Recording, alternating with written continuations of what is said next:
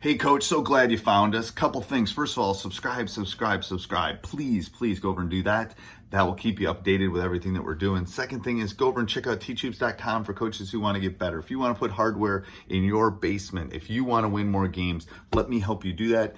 I will give you my personal email address. We'll do one-on-one calls. We'll do office hours, less than $1 a day, 14-day free trial. Go over and check it out. Let's head off to the video. Not sure it rains. Anyway, we're live. I'm live. Sorry, everybody, laughing with Coach because it's raining right now in Wisconsin. He's in California. I'm laughing. It's like I'm telling him that it does rain in Wisconsin. I don't know if it rains. You get a lot of rain? And it's starting in the fall through the winter. Yeah. Yeah, Our winter. winter So you get season. rain Yeah. rather than snow. Yeah, Yeah. Well, it depends. We get snow in, like Tahoe area. like that. Yeah, But yeah, rain down where I am in the yeah. outside of San In the Francisco in the valley, in the valley. in the Yeah. valley, Valley Girls. That's right. That was L.A. though. I think Valley Girls was L.A. Yeah, that's where my daughter is right now, going to school. Oh, I know. That's exciting.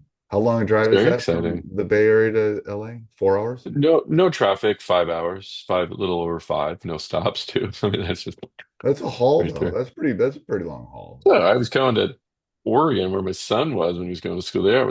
That's mm, 10 hours. 10 So hours. Yeah. this is Like I can make short it to trip. Chicago in like three, driving usually three and a half, Mm, maybe Yeah. two and a half on the train. Um, anyway, so before we get to this is a good topic. I love this topic, I love Coach. this topic. Yeah. So we're not even. I mean, you've already seen it. It's about naming and Yeah. things like that. But before we do that, I'd like to give a big shout out and make sure you go over and check out Coaching Youth Hoops as you're panicking and sitting and thinking about the next practice, thinking about your next game, thinking about what you need to do, which I'm sure some of you are as you're listening to this. Coaching Youth Hoops is the one-stop shop for youth basketball coaches, bar none. Y- 37 Yep. years of coaching just here. Coach always goes 30 plus years of coaching. It's like I have myself like 38 I years. just, I So it's didn't closer want to to 50 if you put us probably close 50. together. Yeah. Seriously. Got to up the number when he says that. So I don't cut him off, but I'm going to tell him it's closer to 50 years of experience. Funny Um, story. Speaking of that, last night was or last night, last month, we had our coaches meeting, staff meeting. I was ready for this. First time it's ever happened. Oldest guy in the room, and not only in age, but in experience as far as coaching experience goes. I mean, we wow. have our coach staff is amazing. They Amazing. have a lot of former, Division One players, uh, and just, but I was like, I said that out loud. I'm like, this is my 17th year or 20th year coaching. Getting old. Anyway, That's funny. first No, time, you should first you time. should be the most experienced teacher in a high school. Like Really? I'm not I don't know if I'm the oldest. I'm not the oldest teacher, I don't think age-wise, but I'm definitely the Yeah. one that has taught the Mhm. longest. Yep, Oh, wow. I know. So that kicks you where it hurts. Anyway, so go over and check out Coaching Youth Hoops .com. You won't be disappointed. And then because we don't have enough on our We need more. we need more on our table. Sideline Go check, savings, coach, yeah, right? go check out Sideline Savings. If you run tournaments and you're charging at the gate, you need Sideline Savings. One, we give you deep insights into what's happening at your gate. We smooth it out, make sure the parents are not standing in long lines. And then we layer it with some happiness for your parents, which is in the form of loyalty and rewards. So Right. uh, It's a it's beautiful. win-win-win. It's It gonna is. give you analytics and the stuff behind the scenes. It's gonna save you money if you're the operator, and it's gonna make the parents happier because they're gonna pay They're less going to save money and too. save Yeah. money and all that stuff. So go over and check it out, sidelinesavings.com. Yeah, it's the first ticketing and rewards program built specifically for youth teams and tournaments. There you go. Very first. Go check it Mic out. dropped. That's right. There you go. Mic dropped. All right. So today we're going to talk about mnemonics a little bit Yeah. and naming things. So how hmm did you come up with this topic, Coach? Well, it's really comes back to how do you get kids to remember? things, either your drills or your plays. And, I discovered this secret, I would call it, I don't know, a while ago when one, I think two is not, one, it was for me, so I would remember, but also to have the kids remember. And I didn't have to say, oh, remember that drill where you do X, Y, and Z and blah, blah, blah. I just started naming all the drills.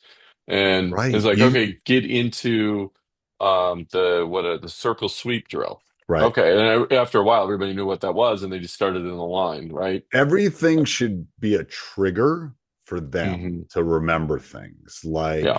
obviously most people know what the help line is or the midline is. So that's kind of a standard as far as wording goes in basketball. We talk when we run the funnel down defense, we talk about the gutters. The gutters are the outside of the court. Hmm. Well, they're like the gutters in a bowling alley. We're in Wisconsin. A lot of people bowl in Wisconsin. So we talk about gutters. We talk about every time you catch the ball, you should sweep and peek. And what we're Hmm. talking about is peeking. We're talking about looking, right? Yeah. Peeking, looking at the basket every time you catch the ball. Well, all I have to do is say peek, and they know what I mean by it. I mean, I don't have to go into details because we've already gone through what peeking means. It means you're not looking. Someone cut to the basket. You didn't see the defender. You didn't see this because your head wasn't up and you weren't looking. I didn't say look. I didn't say blah blah blah. I made it so quick that they know, um, what I'm specifically talking about. I've told you that every time you catch the ball, this isn't one word, but we always talk about when you catch the ball, you shouldn't put the ball above your head, which is we call the Statue of Liberty. You shouldn't put it Hmm. in your stomach, which we call pregnant, and you shouldn't put it between your legs, which is we call giving birth. Is that funny? Yes. Is it silly? Yes. But they know it, and I'll stop a drill and say what happened, and some kid will go, "Well, he was giving birth, coach," and I go, "Yep, he was." Because he had the ball That's funny. Yeah. below his waist, and you're going to get it stolen there. So it's things like it's triggers and things that they can remember. And again, as I get older, it's harder to remember things or remember all of them. So it's like also, like you said, it helps me, but it also helps them in the heat of the battle. Yes. We're talking about midline. We're talking about, the funnel Hmm. and the gutters. We're talking about specific things. They can just remember it faster. So I think that's where, naming drills, naming what you want them to do on the court, naming all of those things and keeping it no more than three, goes back to the rule of three offense, but no, they're not going to remember more than three. Like for rebounding, for us, it's find, hit, get. You find them, you hit them, not literally hit them, but you hit them, and then you go get the ball. We keep everything into short little spurts because anything more than that, they're not going to remember. Yeah. Anything, then those are the longer ones. The midline and the gutters and things are one word are ideal. But like you said too, coach, it does narrow your practice, right? It allows you Yes. to say, hey, go do 5-man, and they know what 5-man is, or go do like Yeah. 11-man, or let's go do 42 shooting drill or 42, and they'll know what I'm talking about. Those all have specific meanings, like it's 42 points, but they already Yeah. know the meaning in their head, so they don't have to think. So anything you can do like that, especially at the youth level, will help a lot.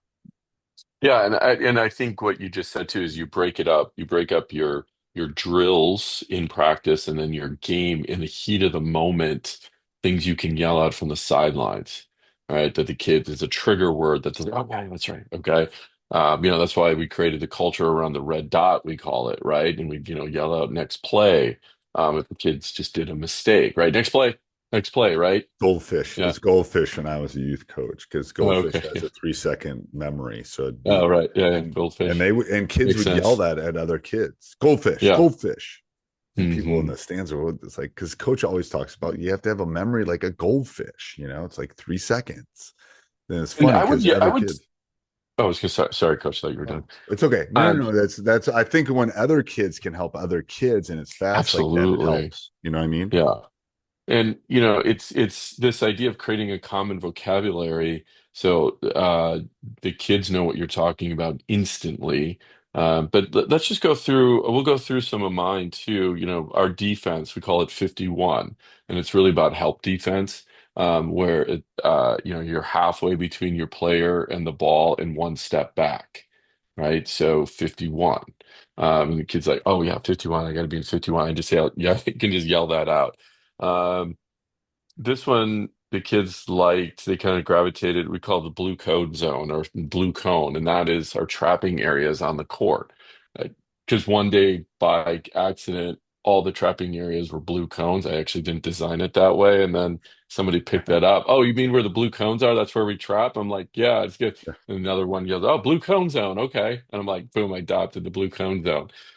So now I just yell at blue cone and they know, hey, versus me saying, hey, you missed that trap. I'm like, hey, Sarah, blue cone, right? Right, Like, right. you know, Now you and have to that's buy one. blue cones whenever you do something. I know. No, yeah, I have those already.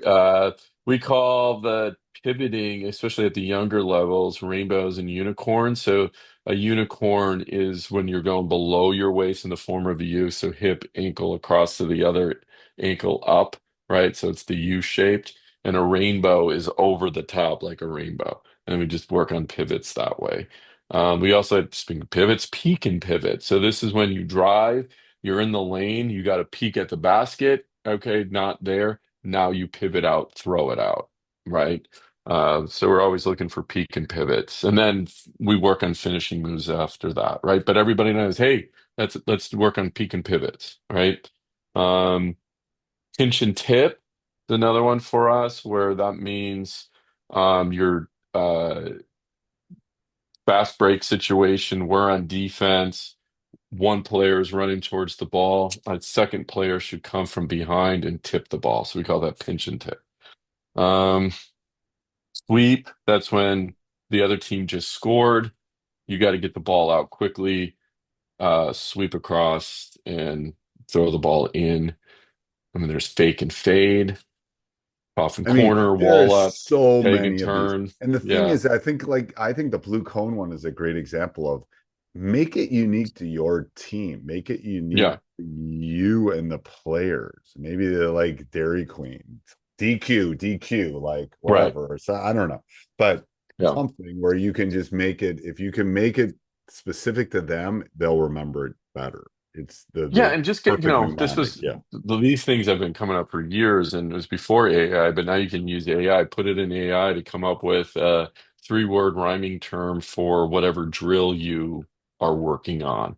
It's an easy way to do it, however you want to think about that. But you can use AI to come up with these names. But I strongly encourage that and then create that common vocabulary and have a list for your teams. So when a new member joins, they all know they're all up to speed. They Right. can review it, and at least be familiar with some of the terms. I think that's perfect, coach. Anything else? I think that's the key is come up with something that's specific to your team. That'll Yeah, help a lot. perfect. All right. Until next week, Till coach. next time. Hey, Coach, so glad you enjoyed the video. Subscribe and like before you leave. And also go over and check out teachhoops.com for coaches who want to get better. It's got everything and a roadmap for you to become a better basketball coach. So go over and check it out. And let's head back to the next video, wherever that would be.